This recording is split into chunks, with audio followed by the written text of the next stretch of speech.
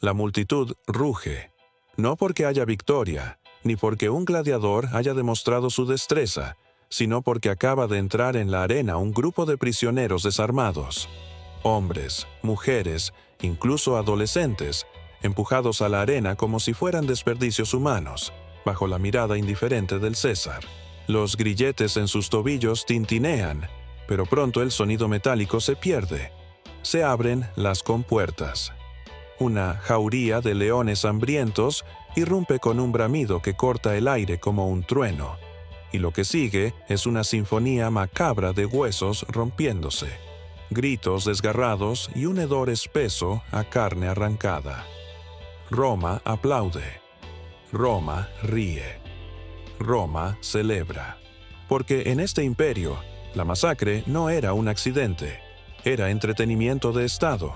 El emperador no solo ordenaba matar, ordenaba hacerlo de manera que cada gota de sangre sirviera como espectáculo, como recordatorio de que el poder absoluto no conoce compasión.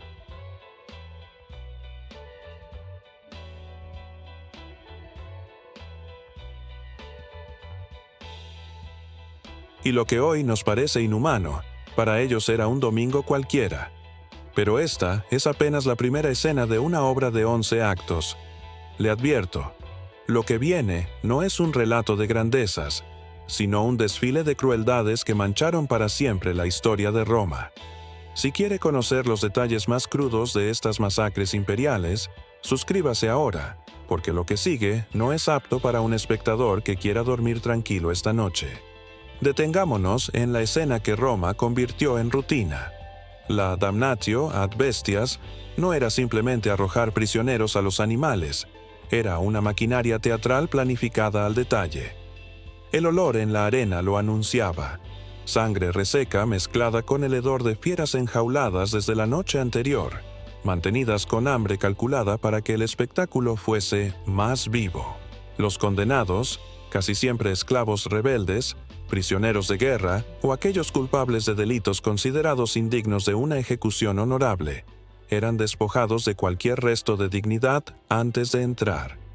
Los vestían con túnicas raídas, a veces incluso los disfrazaban con pieles de animales para ridiculizarlos, como si Roma necesitara subrayar que esos hombres no eran más que presas. El protocolo era claro. Primero, la humillación. Se obligaba a los condenados a desfilar ante la multitud mientras los pregoneros anunciaban sus crímenes, reales o inventados. No importaba la verdad, importaba el mensaje. Después, los empujaban al centro de la arena y se abrían las compuertas. El rugido de las fieras no era espontáneo. Los cuidadores las azuzaban con hierros candentes, asegurándose de que la primera embestida fuese un estallido de violencia. Imagine el pánico.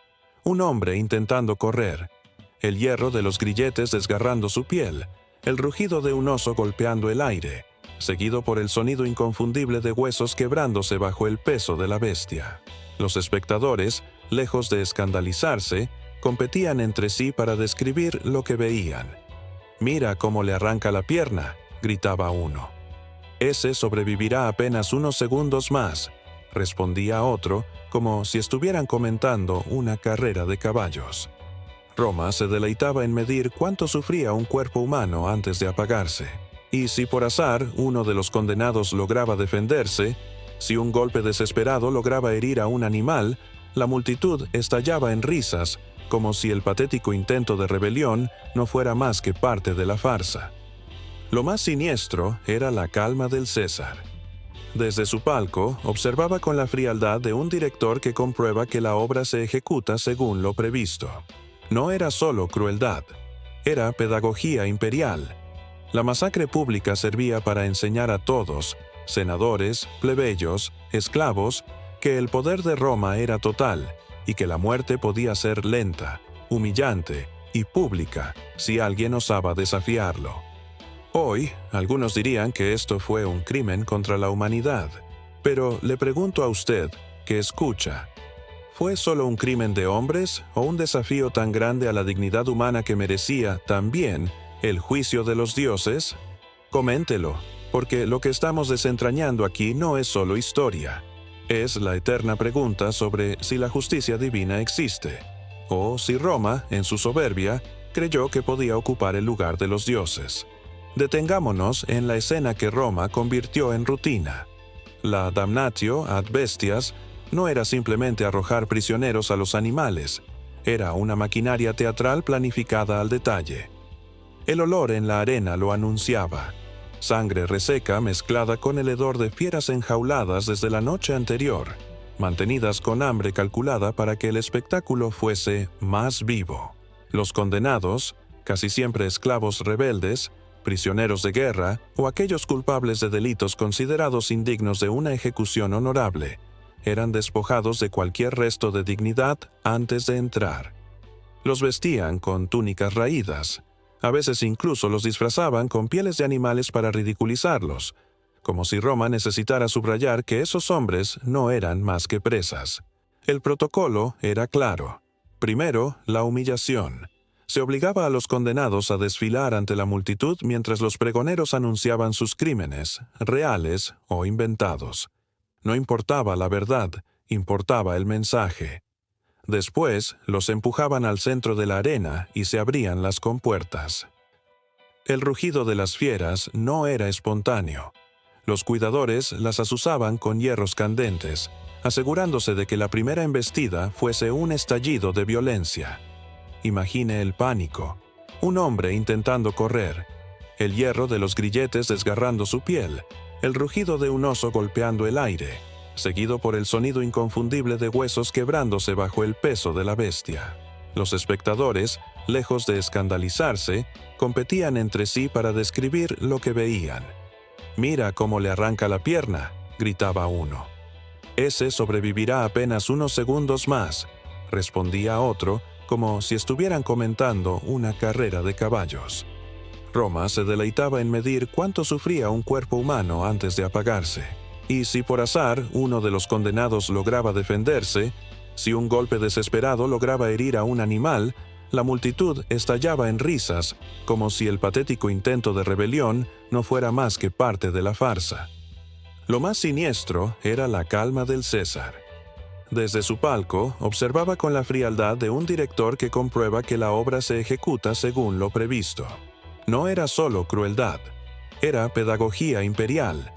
La masacre pública servía para enseñar a todos, senadores, plebeyos, esclavos, que el poder de Roma era total y que la muerte podía ser lenta, humillante y pública si alguien osaba desafiarlo. Hoy, algunos dirían que esto fue un crimen contra la humanidad, pero le pregunto a usted, que escucha, ¿fue solo un crimen de hombres o un desafío tan grande a la dignidad humana que merecía también el juicio de los dioses? Coméntelo, porque lo que estamos desentrañando aquí no es solo historia. Es la eterna pregunta sobre si la justicia divina existe, o si Roma, en su soberbia, creyó que podía ocupar el lugar de los dioses. Retrocedamos unos años, al año 70 de nuestra era, cuando Tito, hijo de Vespasiano, aún no había recibido la púrpura imperial, pero ya jugaba a ser verdugo.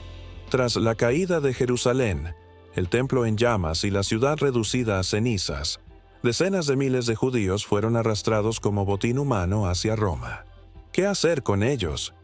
Un emperador práctico los hubiera vendido todos como esclavos, y en efecto muchos terminaron en minas y campos. Pero Tito entendió algo más perverso. Cada prisionero era una ofrenda para el teatro del imperio. Miles fueron forzados a desfilar en el triunfo romano, humillados ante la multitud con cadenas al cuello, como trofeos de guerra vivientes. Y luego, cientos de ellos fueron enviados a la arena, convertidos en actores involuntarios de la damnatio ad bestias. El eco de aquellos días es difícil de imaginar. Imagine el Circo Máximo engalanado con decoraciones alusivas a la victoria en Judea, estandartes dorados ondeando, el olor de incienso mezclándose con el hedor de las fieras, y el pueblo romano rugiendo con entusiasmo mientras veía a quienes defendieron su fe y su tierra ser devorados uno tras otro.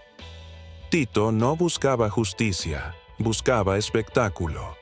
La masacre era la prolongación de la guerra, solo que ahora el enemigo no era destruido en batalla, sino en un escenario de entretenimiento. Flavio Josefo, historiador judío que escribió Bajo la sombra de Roma, describió con amargura cómo sus compatriotas fueron tratados peor que animales. Roma había logrado transformar la derrota militar de un pueblo en un banquete de sangre para miles de espectadores.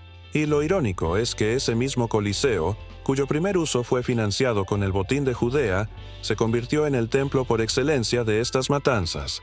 Sí, el mayor monumento de Roma se levantó gracias a la desgracia de un pueblo reducido a cenizas.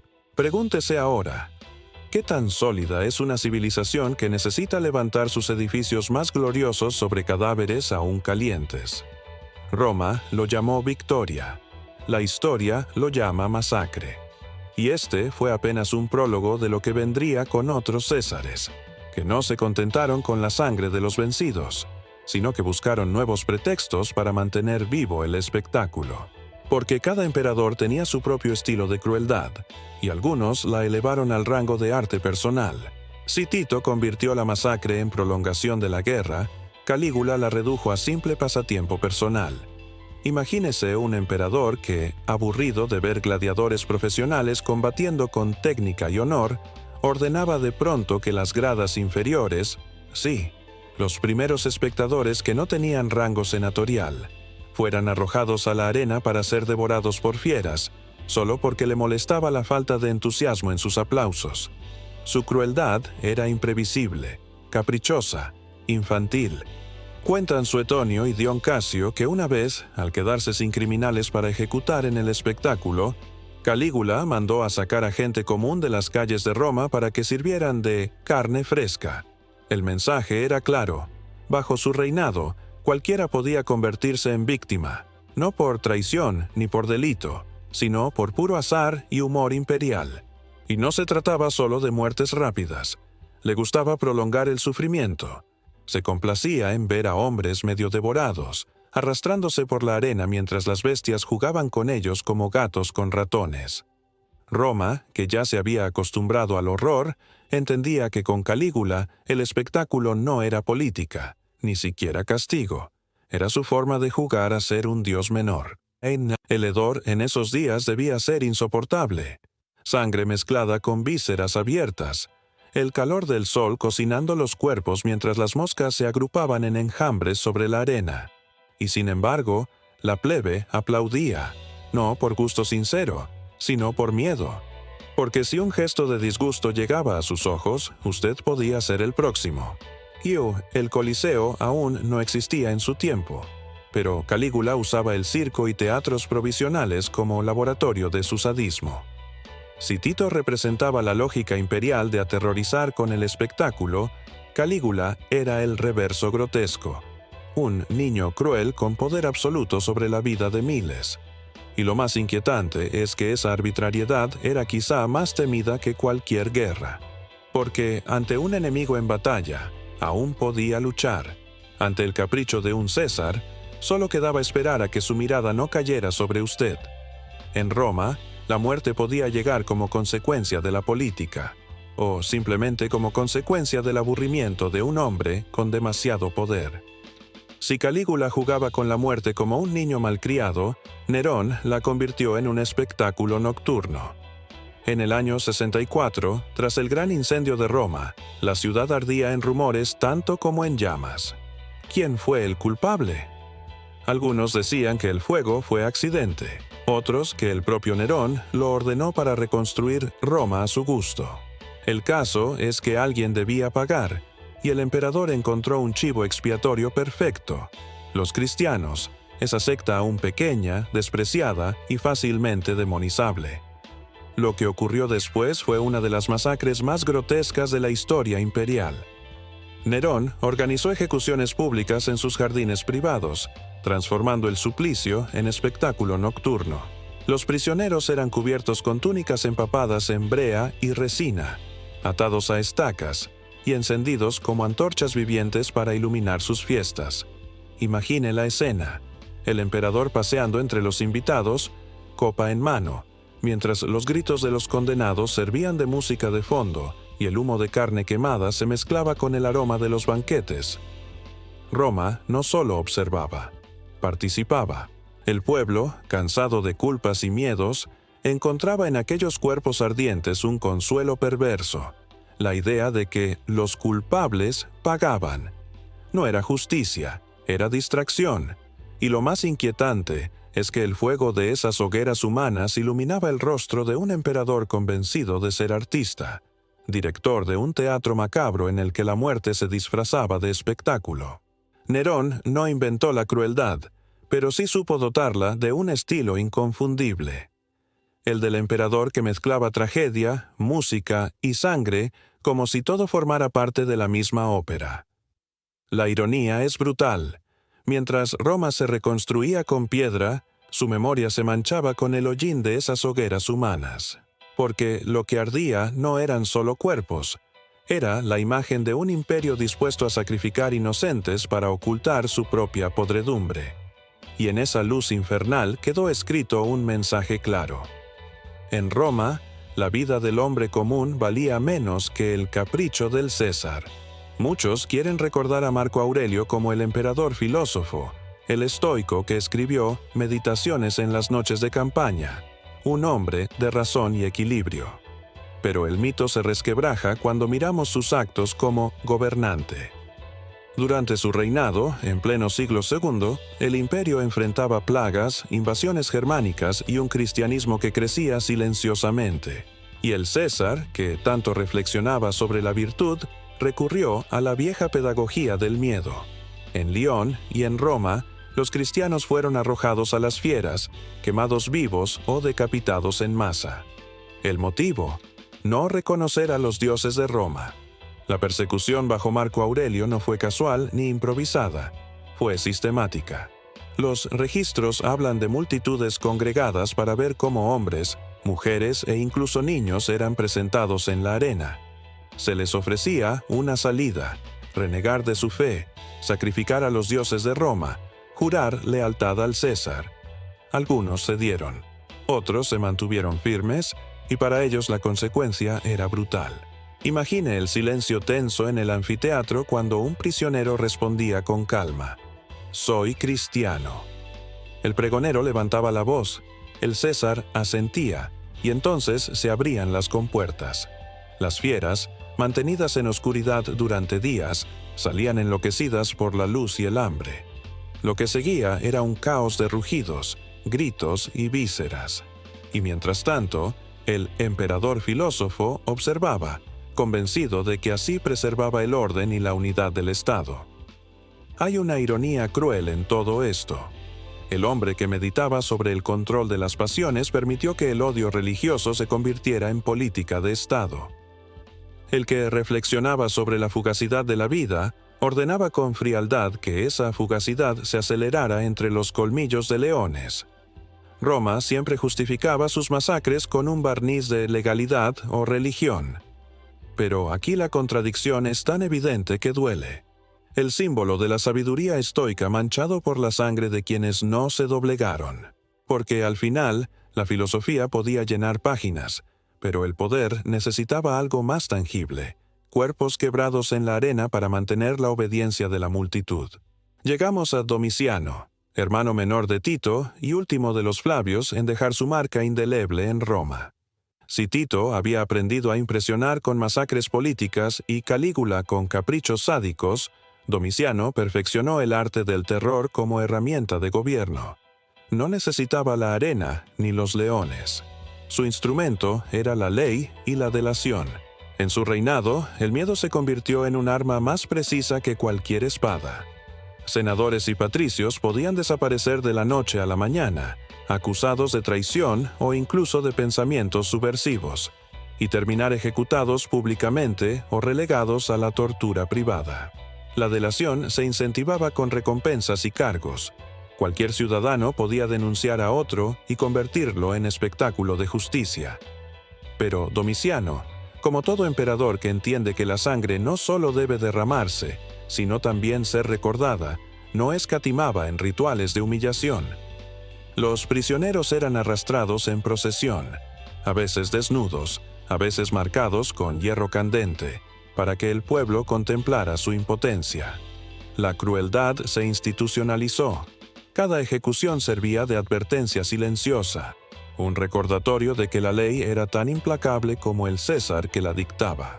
En su tiempo, el Senado se volvió un cuerpo temeroso, los discursos se llenaban de cautela, y la vida cotidiana de Roma estaba impregnada de paranoia. Domiciano entendió que matar no siempre era suficiente. Mostrar que se podía matar a cualquiera en cualquier momento era aún más poderoso. El hedor de los cuerpos y la atmósfera de terror no se limitaban a la arena. Impregnaban calles, palacios y templos. El imperio entero era una extensión de la mente de un hombre obsesionado con el control absoluto. Y la lección, impresa en la memoria de todos, era clara.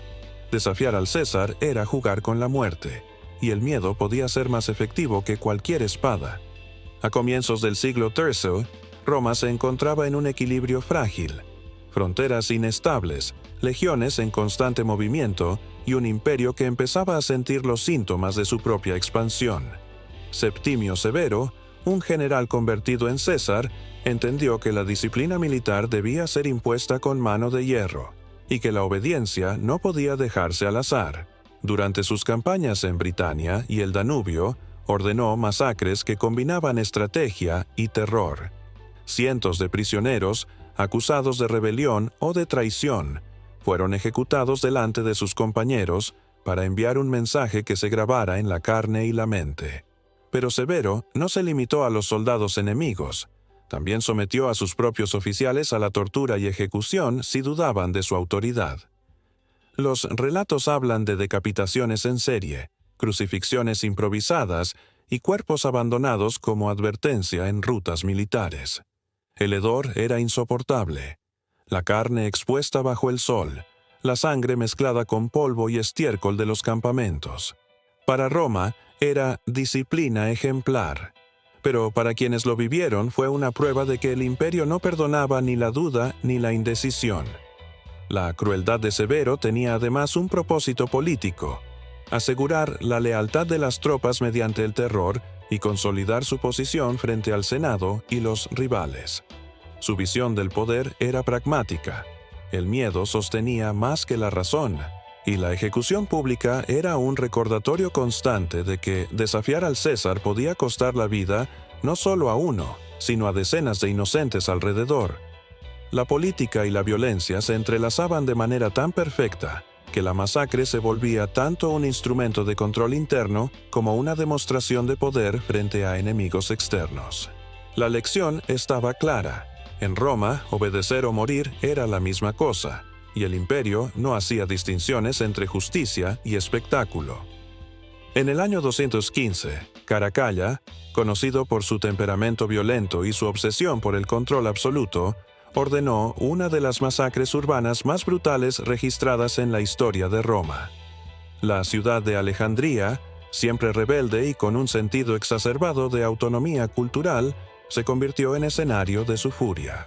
Tras un conflicto con la comunidad local y acusaciones de traición, Caracalla desató un castigo que no solo buscaba someter, sino exterminar. Soldados romanos penetraron en las calles y mercados, matando sin distinción a ciudadanos, comerciantes, intelectuales y estudiantes. Se habla de miles de víctimas en cuestión de días, cuerpos abandonados en las plazas y canales con el olor de la sangre mezclado con incienso y especias, un contraste macabro que dejaba claro que la muerte no distinguía entre el humilde y el educado. La violencia era sistemática. Hombres jóvenes eran ejecutados primero, para sembrar terror. Mujeres y ancianos, humillados y golpeados, eran un recordatorio de que el imperio podía quebrar cualquier resistencia. La masacre de Alejandría no fue un hecho aislado ni un estallido de ira momentáneo. Fue un mensaje estratégico, un recordatorio para todas las ciudades del imperio de que desafiar a Roma o al César podía significar la aniquilación total. Caracalla, mientras tanto, regresaba a su palacio como si nada hubiera sucedido, disfrutando de la riqueza del saqueo y del temor que su nombre inspiraba. La ironía de esta historia es que mientras Roma pretendía civilizar el mundo, dejaba un rastro de humo, muerte y desolación que servía como memoria perpetua del costo de la obediencia y la indiferencia. Nadie dudaba de la autoridad del César. Nadie osaba cuestionarla después de Alejandría. La masacre era completa, total, y el imperio se fortalecía sobre el miedo y la sangre de inocentes. Hacia el año 235, con Maximino el Tracio al mando, el imperio vivía un periodo de crisis constante, legiones insurrectas, fronteras amenazadas, revueltas internas. Maximino, un soldado de origen humilde que había escalado hasta la cúspide del poder, entendió que la única manera de imponer su autoridad era mediante la brutalidad directa y sistemática. Durante su reinado, no hubo ceremonia, no hubo espectáculo. Hubo purgas masivas y ejecuciones sin juicio, tanto de soldados sospechosos de deslealtad como de ciudadanos comunes que vivían en territorios sensibles. Las fuentes describen cómo las legiones marchaban por las ciudades del norte, arrasando aldeas, ejecutando a todos los hombres de edad militar y esclavizando a los sobrevivientes. Las calles se llenaban de cadáveres. Los establos eran utilizados como puntos de concentración para prisioneros que serían torturados o quemados. Maximino entendía que la crueldad debía ser ejemplar, pero también práctica. Cada muerte reforzaba su control y disuadía cualquier intento de rebelión. Aún en los campamentos, los castigos eran públicos. Oficiales y soldados eran colgados, azotados o decapitados ante sus compañeros para demostrar que la lealtad absoluta no era opcional. La atmósfera era opresiva. Un olor a sudor, sangre y pólvora impregnaba el aire, mezclándose con el miedo que se reflejaba en los ojos de todos los presentes. La historia nos muestra que Maximino no buscaba fama ni teatro, buscaba obediencia, y su herramienta fue la violencia total, tan eficaz como aterradora. Así, en cada ciudad y campamento donde pasaba, dejaba una marca indeleble, el recordatorio de que el imperio no perdonaba ni a la duda ni a la debilidad, y que la muerte podía llegar en cualquier momento, sin aviso ni compasión. Al mirar atrás, a través de los siglos y de los relatos de Suetonio, Dion Casio, Flavio Josefo y otros cronistas, lo que emerge no es solo un registro de horror, sino un patrón. La sangre como instrumento de poder, la muerte como espectáculo, el miedo como control social.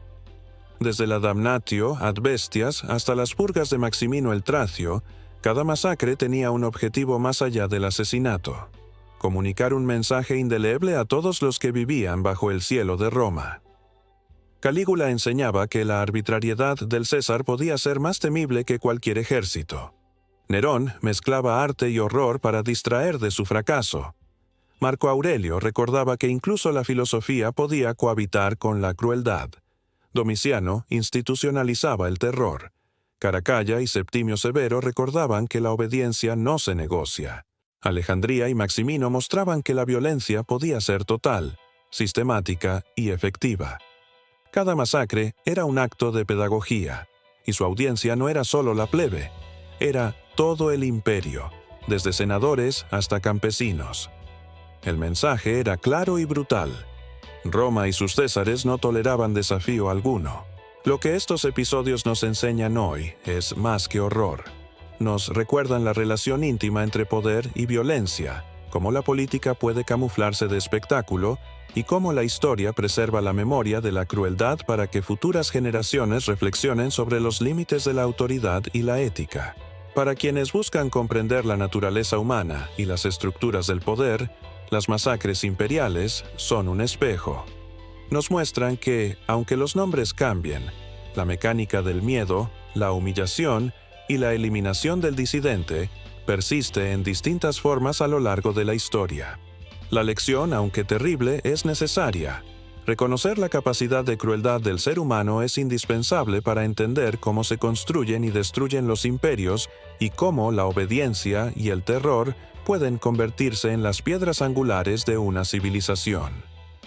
Roma, en su grandeza y horror, nos deja esta memoria indeleble. La sangre puede erigir monumentos tan duraderos como el mármol. pero la ética de quienes los construyen siempre quedará bajo juicio.